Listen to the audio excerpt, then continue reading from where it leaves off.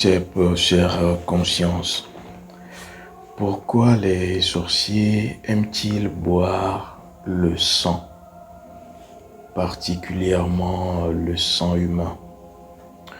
Déjà, il faudrait que je te dise que le sang et le monde de la sorcellerie sont liés. Il y a un lien indéfectible, un lien séculaire entre le sang et le monde de la sorcellerie. Ce n'est plus à démontrer. Alors, déjà, moi, je voudrais qu'on puisse relever la vision de nos ancêtres, nos véritables ancêtres sur la question. Quelle est la vision des ancêtres kamites authentiques sur la question du sang? Vous devrez savoir que pour nos ancêtres, pour les initiés véritables qui sortent du couvent initiatique kamite, le sang est la nourriture des divinités. Le sang est non seulement la nourriture des divinités, mais est la nourriture des esprits. Je ne parle pas des entités. Le sang est la nourriture des divinités et est la nourriture des esprits. Je vais vous donner un exemple. C'est pour cela d'ailleurs que nos ancêtres nous ont légué cet héritage.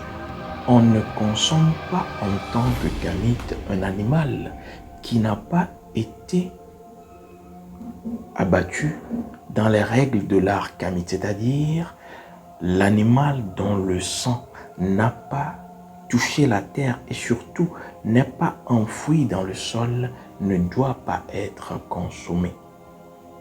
Pourquoi? Parce que je viens de le dire, le sang n'appartient pas aux humains.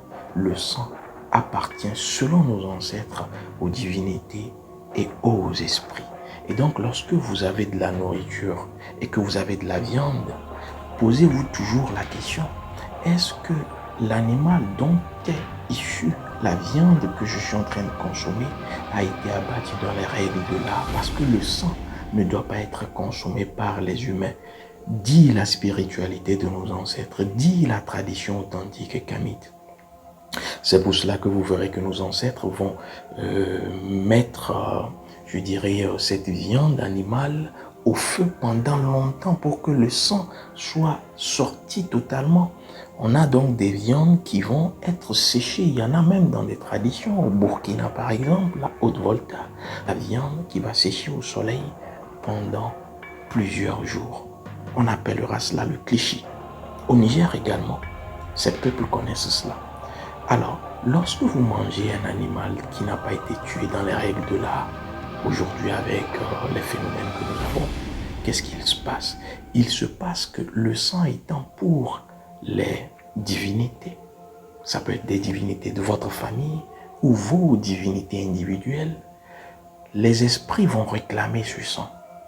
Quand vous mangez une viande dont le sang n'a pas suivi le protocole rituelique légué par nos ancêtres, les esprits viennent réclamer le sang. Et donc, vous aurez fini de manger, vous partirez. Ce n'est pas une question de karma, c'est une question de responsabilité. Le sang de l'animal ne vous appartient pas, c'est la chair qui vous appartient. Alors, je vais vous dire que ceux qui sont dans des loges, ceux qui sont dans des confréries, vont vous dire que l'humain est supérieur à l'animal. Et l'humain étant supérieur à l'animal, l'humain domine justement l'animal. Et donc, inutile de toucher à l'animal, touchons directement l'humain. Et donc, vous aurez une notion de domination et de destruction derrière. Ça, c'est la première raison. Et donc, ils vont utiliser plutôt l'humain. Alors, la deuxième raison pour laquelle ce monde aime surtout, ce monde sorcier, sectaire des loges, aime boire le sang, c'est simplement parce que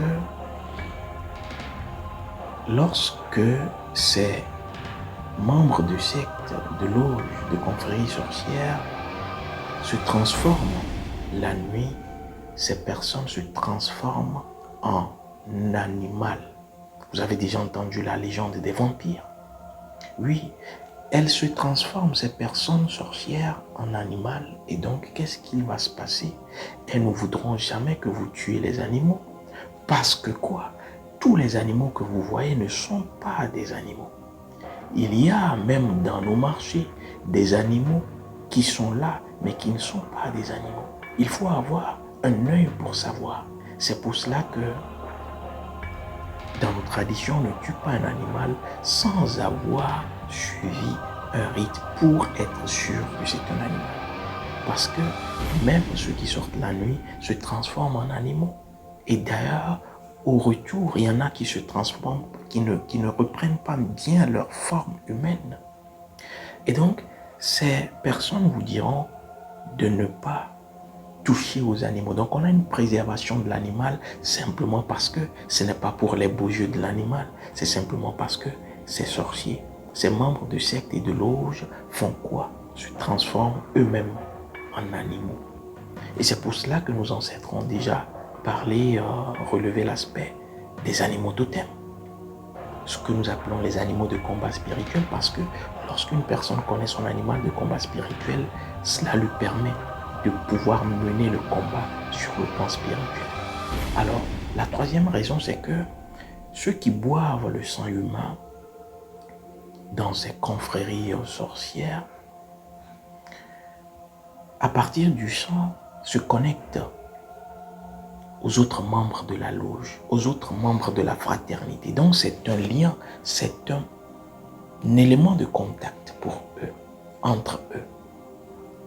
Et au-delà de cela, le même sang bu va être un élément de contact et surtout de contrôle avec les adhérents de la loge.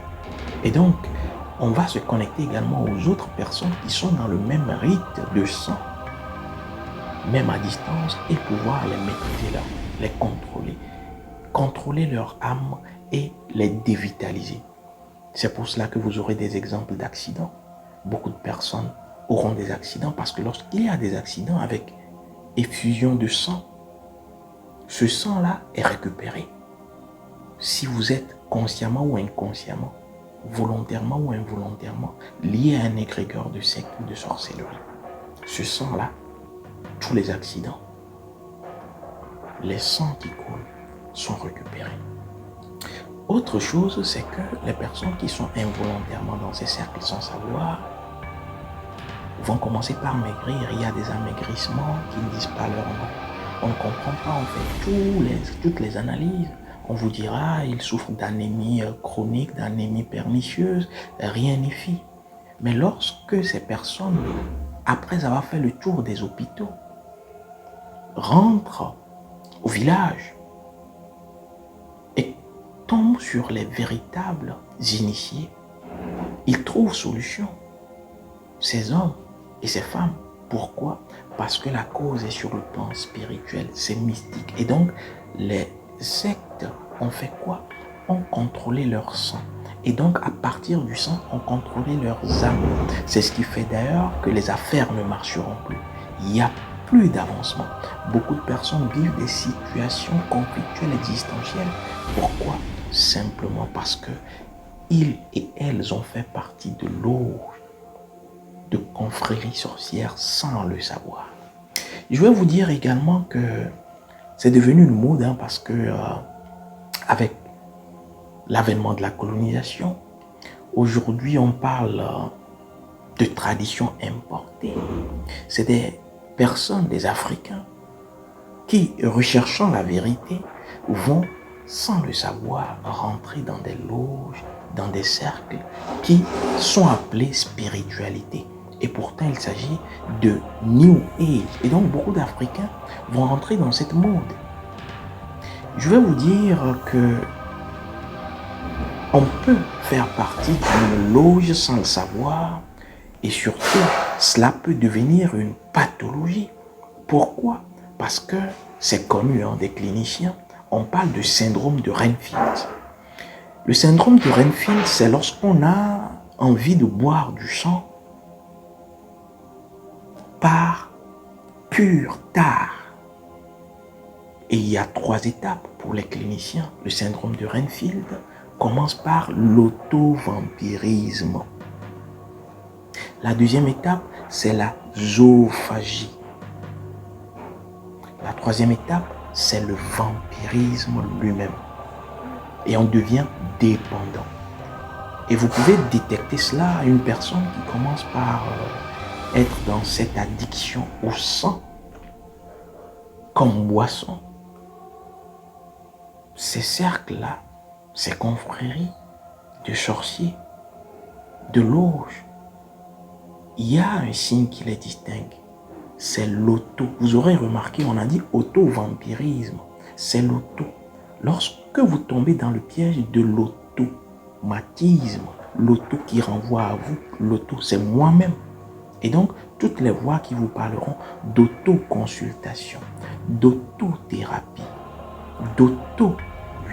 érotisme, d'autosuffisance, c'est-à-dire vous et vous.